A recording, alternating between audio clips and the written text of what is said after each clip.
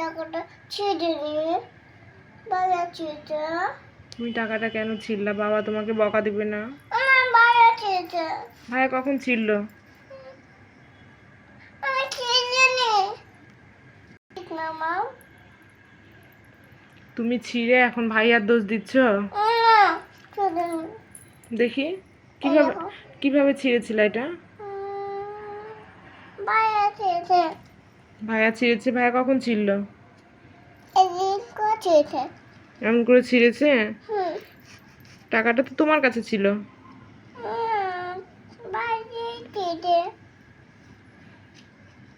এবং তো কোন টাকাটা নেবে এখান থেকে? এটা বললাম। ও তুমি এটা বলছিলে আর ভাইয়া তখন নিয়ে ছিঁড়ে দিয়েছে? হুম। মানে তুমি আগে 2 ফাল্টি করেছিলা? হুম।